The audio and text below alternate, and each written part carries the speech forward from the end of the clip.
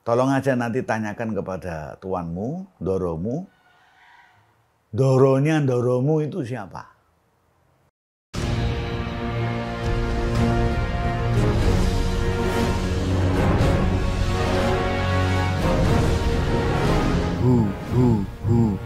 Allah.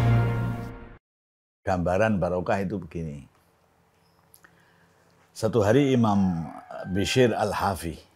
Bishr Al-Hafi ini seorang tokoh sufi yang Bishr namanya, tetapi Al-Hafi ini julukannya.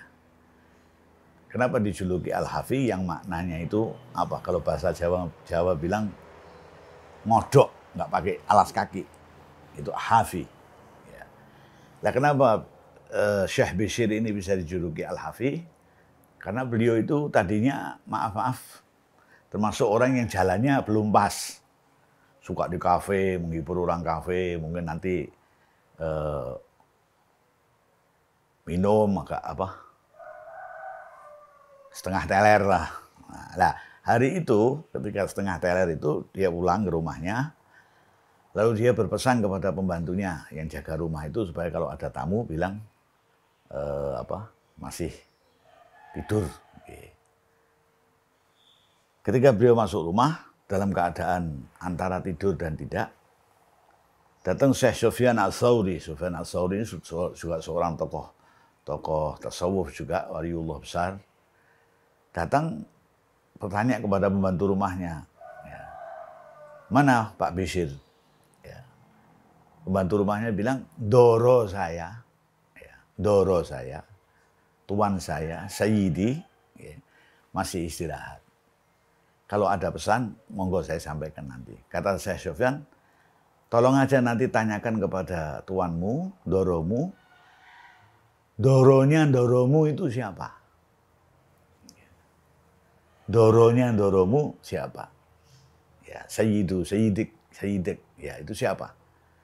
Ketika kemudian pertanyaan ini terlontar, Syekh Bishr Al-Hafi masih antara tidur dan melek. Itu terngiang-ngiang di telinganya. Syekh Sufyan Ats-Tsauri pamit berjalan, kemudian Bishr Al-Hafi bangun dari tempat tidurnya, tanya kepada yang jaga rumah, siapa tadi yang datang kemari? Yang tanya doronya doromu itu siapa? Oh, itu orangnya begini. Ya, berjalannya ke arah mana? Berjalannya umpamanya ke arah selatan. Baru kira-kira 2-3 menit yang lalu. Lalu dikejar Syekh Sufyan Ats-Tsauri itu dalam keadaan dia ngodok. Nggak pakai alas kaki. Sampai di depan Syekh Sufyan Ats-Tsauri, beliau kemudian menyatakan makna dari pertanyaan sampean itu tadi apa? Begitu menusuk hati saya. Ya, kau kan doronya orang tadi lah, kau punya doromu itu siapa? Orang tadi sama kau suruh taat, kau suruh ikut segala aturanmu lah, kau ikut peraturannya doromu enggak?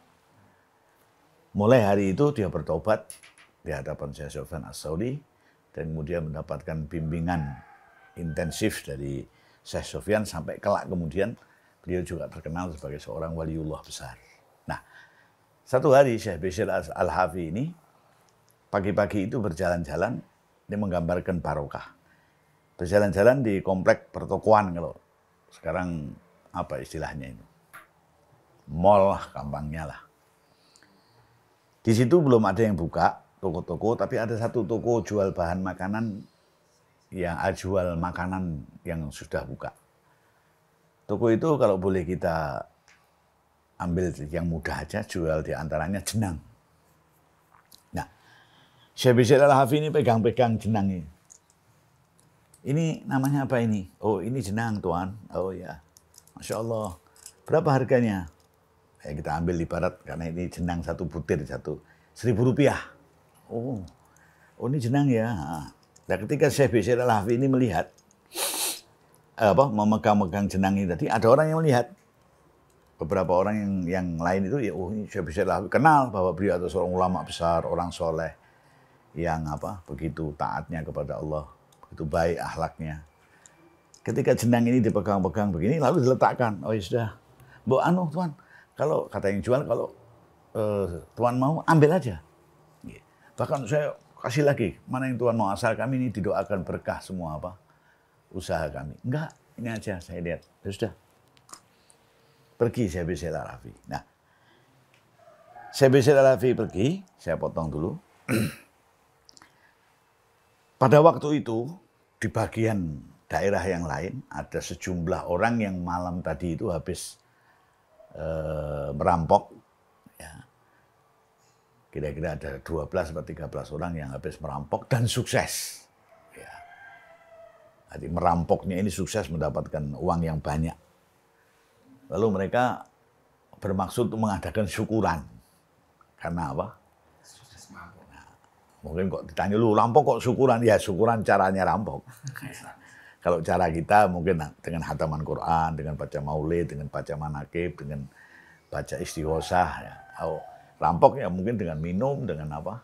Ya cara mereka. Lalu mereka mengutus dari tempat persembunyiannya setelah menghitung hasil ini, mau syukuran itu mengutus salah satu anggota rampok itu untuk beli minuman. Untuk dibuat pesta nanti ya Pak.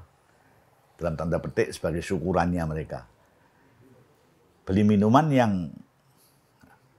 istimewa, yang kalau perlu nggak usah ditenggak. Dicium aja orang sudah mabuk. Ya. Dibuat kumur-kumur itu sudah apa? Sudah teler. Ya. Diberi uang 100.000 lah gampangnya. Cari minuman. Ya. Berangkat ini orang. Sampai di pertokoan, nyambung tadi. Sampai di pertokoan yang tadi jual jenang yang apa? Dipegang oleh apa? Syekh Bashir. Di situ sudah banyak orang yang ngerubung gitu. 10.000, saya berani 15.000, saya berani 20, saya berani 30. Lah rampok ini heran. Apa ini kok orang berebut naikin apa? Harga. Rampok itu tanya kepada orang yang di situ, ini apa ini berebut harga apa ini? Berebut barang apa ini? Kok sampai ada yang 10, 15, 30. Ini, itu loh. Yang di depan itu ada apa? Sebutir apa-apa. Jenang. Jenang itu. Iya. Loh. Itu bukannya biasanya harganya sekitar 1.000 rupiah. Ya. Lah kok ada orang yang berani harga sampai tinggi? Pagi tadi ada seorang waliullah. Ada seorang waliullah, Syekh Bashir Al-Hafidh yang datang pegang-pegang apa? Jenang. Loh, lah kok sampai begitu? Lah karena dipegang wali. Ya. Lah, wali itu apa? Si rampok ini tanya. Lah wali itu apa? Kok bisa sampai punya kemuliaan seperti itu? Barang yang dipegang aja bisa berubah apa? Harga. Dari 1.000 ada yang berani 30, naik lagi 35. Dijawab oleh orang itu, loh kamu enggak tahu, wali itu rajulun ata Allah wa rasulahu fa akramahu. Orang yang cinta, taat kepada Allah, taat kepada Rasulnya, lalu dimuliakan oleh apa? Oleh Allah Subhanahu wa Ta'ala. Jawaban ini membuat hatinya utusan apa? Rampok ini bergetar. Wih, nyata benar kemuliaannya. Barang yang tadinya apa?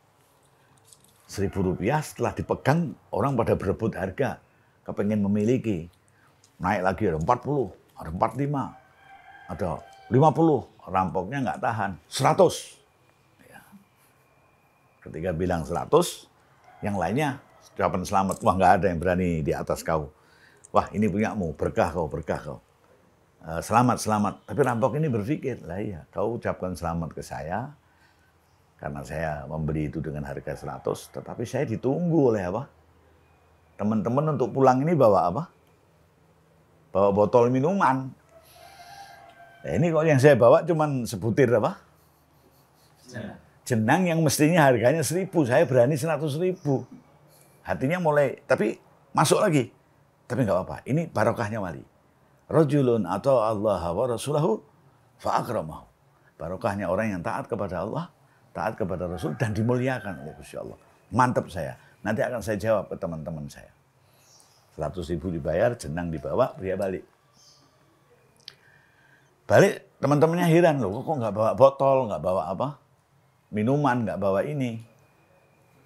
Kenapa? Uangnya yang 100.000 kok buat beli apa? Dia bilang, saya buat beli jenang. Ini. Ya.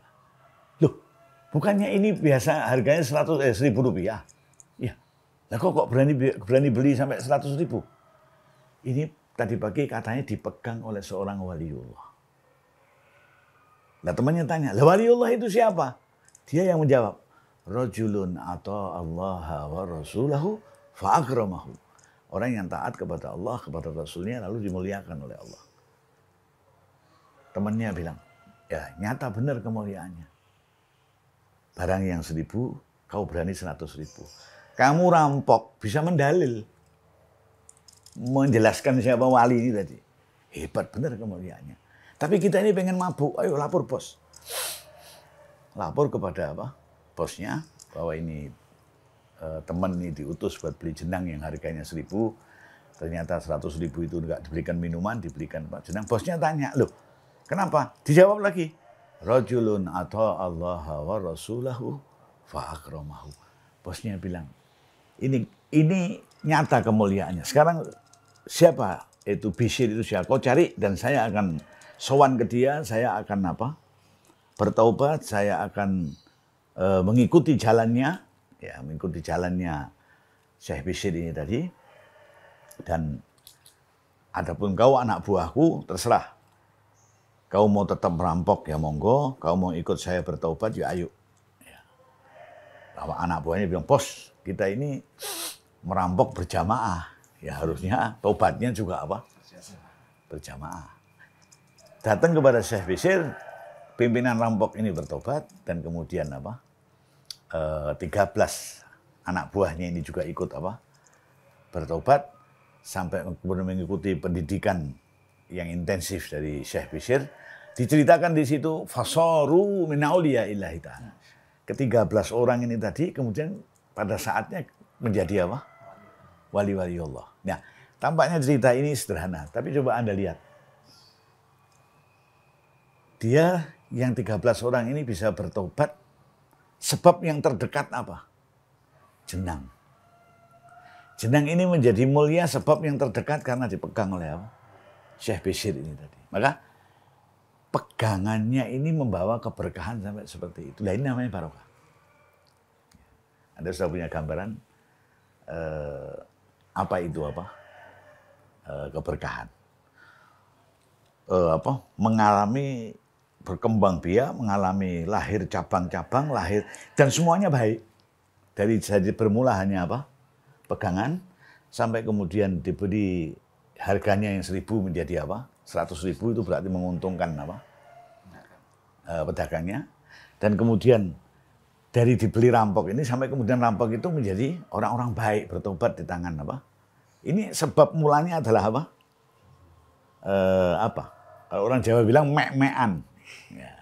Sebab awalnya itu dari mek-mekannya waliullah ini tadi. Nah ini disebut apa?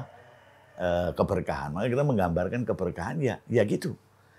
Segala sesuatu yang tampaknya pertamanya cuma begini, tapi kemudian berjalan melahirkan apa? Kebaikan yang banyak sekali.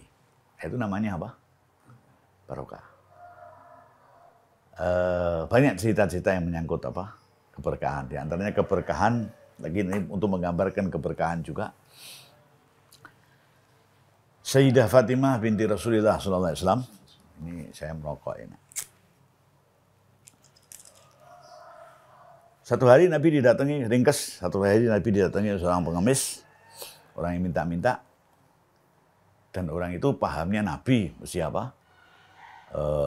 Uangnya banyak dan sebagainya. Lalu Nabi mengatakan, saya hari ini juga belum makan, sama kau. Kalau kau butuh sesuatu, barangkali anakku Fatimah akan bisa membantu kau. Coba kau datang ke rumahnya apa? Fatimah. Seperti kita tahu, dalamnya Nabi itu ya yang sekarang menjadi makomnya beliau. Di belakangnya itu ada pintu kecil. Ya, kalau kita ziarah di belakang makom itu ada pintu kecil, itu kamarnya apa? Sayyidah Fatimah. Ya. Lalu orang pengemis itu datang ke tempatnya Sayyidah Fatimah. Katanya, ya Fatimah, putrinya Nabi, saya datang dari abahmu, saya minta sesuatu, abahmu nggak punya, saya disuruh sini. Mudah-mudahan urusan saya selesai di tanganmu. Saya butuh sesuatu, butuh ini, butuh ini. Kata Fatimah, saya juga nggak punya apa-apa. Kalau kau bisa gunakan, monggo. Itu yang diberikan Sayyidah Fatimah itu kulit kambing yang biasa buat alas apa? Buat alas tidur. Ya, Anda bisa bayangkan putrinya makhluk yang termulia tidurnya beralas apa? Kulit kambing. Sementara kita yang Ya mudah-mudahan diakui sebagai apa? Pendereknya, diakui sebagai ittiba Kanjeng Nabi. Itu tidur di kasur yang apa? Yang empuk, Dunlopilo. Yang spring bed. Nah, Siti Fatimah punya alas kulit kambing yang buat alas tidur itu, Pak, ini saya punya ini, kalau jenengan bisa gunakan monggo. Pengemisnya bilang, saya butuh untuk transport pulang, saya butuh pakaian, saya butuh makanan, perjalanan sekian hari. Apa ini bisa saya pakai? Dan kalau saya jual, siapa yang mau beli? Ya. Siti Fatimah bingung, lalu apa yang kira-kira bisa untuk memenuhi hajatnya apa? Hajatnya bapak ini. Ingat bahwa masih menyimpan seuntai kalung peninggalan ibunya, Sayyidah Khadijah. Saya pernah dikasih ibu kalung, yang ini kalau saya berikan kepada orang ini pasti akan terpenuhi kebutuhannya. Pak, lah kalau ini bagaimana? Wah, kalau itu ya mau sekali saya, karena pengemisnya ini pintar juga ini. Nah, itu bagus sekali, mau saya. Akhirnya dikasihkan orang itu, monggo sampean bawa aja untuk memenuhi kebutuhan. Keluar dari halaman atau tempatnya Sayyidah Fatimah ini, wajahnya berseri-seri karena hajatnya selesai. Ada seorang sahabat yang lewat, ini orang kok keluar dari tempatnya Fatimah, wajahnya kok berseri-seri, seneng. Tanya, Pak, kau dari tempatnya Fatimah? Kenapa? Oh, begini cerita, saya punya hajat begini-begini, lalu saya dikasih ini. Ya. Lalu sudah gini aja, Pak. Sampean kebutuhannya apa, saya penuhi semua, tapi itu kalung punya saya. Ya udah, monggo. Ya. Kalung jadi punya sahabat itu, kemudian orang ini dipenuhi, ongkos pulang, pakaian, makanan. Nah, ketika sahabat ini menerima kalung itu jadi miliknya, dia panggil budaknya. Ya. Kau datang kepada Nabi Muhammad, hadiahkan dari aku kalung ini untuk apa? Rasulullah. Dan kau sebagai budak saya berikan kepada apa? Rasulullah. Nah, si budak dari miliknya orang ini menjadi miliknya Rasulullah. Nggak terbayang senangnya. Datang kepada Rasulullah, ya Rasulullah, saya diutus Tuhan saya untuk memberikan kalung ini kepada panjenengan sebagai hadiah, dan saya juga jadi punyanya apa? Panjenengan ya Rasulullah. Ketika Rasulullah lihat, loh, ini kalungnya Khadijah, karena Khadijah ini istri beliau paham. Loh, kok bisa nih berada di tangannya? Ini dari mana tuanmu dapat ini? Mengganti ada seorang pengemis yang keluar dari rumahnya Fatimah, dapat kalung ini, kemudian kebutuhan pengemis itu dipenuhi, kalung ini jadi punyanya. Oh, ini Fatimah. Ya sudah gini, ini kalung saya hadiahkan Fatimah. Saya kembalikan ke Fatimah. Dan kau, wahai budak, kau jadi milikku kan? Sekarang kau saya hadiahkan kepada apa? Fatimah. Datang budaknya. Pada Sayyidah Fatimah bilang, saya sekarang jadi punyanya panjenengan karena saya diberikan ke jenengan, dan ini kalung dari Rasulullah abahnya jenengan untuk jenengan. Siti Fatimah lihat, loh lah kok kalung yang saya apa? Saya berikan ke pengemis ini. Gimana nih ceritanya? Diceritakan urut. Oh begitu. Ya sudah, ini kalung balik ke saya. Kau budak sekarang hurrun liwajhillah. Ya. Kau bebas karena Allah. Dijak kembali ke apa? Menjadi orang bebas. Anda bisa bayangkan dari satu untai kalung, sahabat mendapatkan pahala menghadiahi Kanjeng Nabi Rasulullah. Rasulullah budaknya dan apa? Kalungnya. Kemudian Rasulullah juga memberikan kepada apa? Fatimah. Fatimah membebaskan apa? Budak yang dibayangkan ini, Anda bisa bayangkan dari dimiliki orang, dikuasai orang menjadi apa? Bebas, bahagianya kayak apa? Hanya dari satu untai, dan kalung ini balik kepada apa? Miliknya. Nah, ini namanya barokah. Muter, banyak kebaikan-kebaikan yang dilahirkan, dan inti pokoknya ini tetap mulia, tetap bagus. Ini gambaran apa? Cerita-cerita mengenai keberkahan, baik yang menyangkut tadi Syekh Bishir Al-Hafi, juga yang menyangkut Sayyidah Fatimah binti Rasulullah SAW. Ya, mudah-mudahan itu manfaat. Billahi taufiq, wallahul muwaffiq ila aqwamit thoriq. Wassalamualaikum warahmatullahi wabarakatuh.